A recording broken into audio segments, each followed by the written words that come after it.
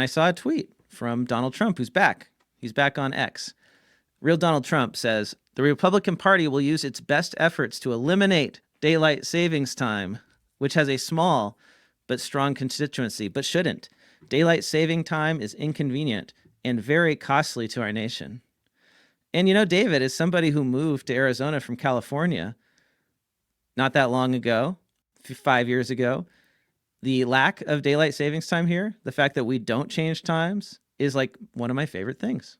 I feel so much better every spring not having to switch an hour. It used to really mess me up. And so I retweeted this and I said, now this is the change that I can get behind. And then, you know, people were joking about it like, oh, you know, shouldn't we be doing more? Like all of a sudden, you know, daylight savings time is such a big deal. And then I thought, you know what?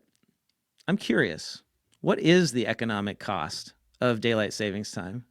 And I went into Perplexity and I asked Perplexity, so, you know, what is the economic cost of daylight savings time? And it found an answer from Chmura Economics and Analytics, which I have not heard of, but I also researched that. It appears to be a very legitimate, you know, consulting research group. And they did a whole study on the cost of daylight savings time, David.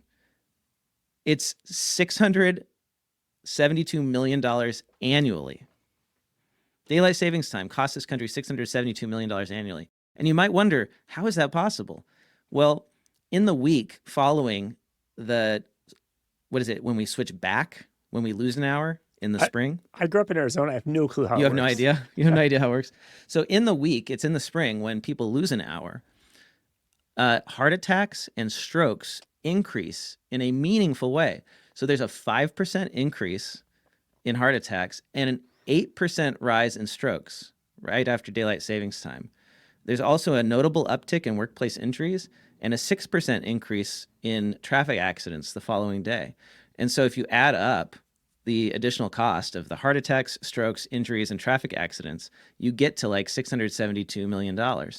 And I tried to get Perplexity to help me estimate, like, what is this in the cost of, in terms of like human lives?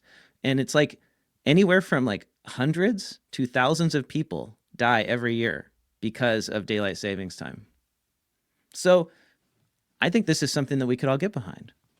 And daylight savings time. Join Arizona in the future, where like it just stays the same every year. You don't have to do this weird switch.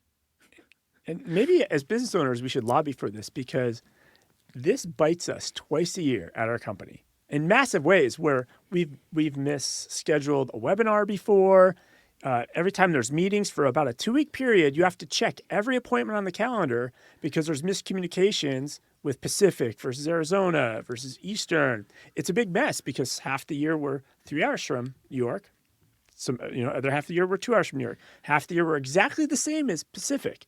Half the year we're not. It's just a nightmare. And it just introduces mistakes and we have to refix things. And it actually costs you and I money, Blake. Yeah. Twice a year. It does. It costs us money.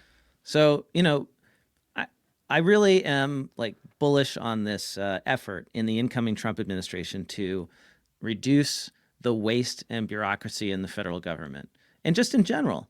And like, I think this is one of those things that we could just do as a country. Now, I think it's up to the states. It's not up to the federal government as to who observes daylight savings time because like obviously Arizona doesn't. So I don't, it's one of those things where I don't think Trump can do anything about it if he wants to. He can certainly lead, and the Republicans in each state could, try to get rid of it. But yeah, it just makes so much sense.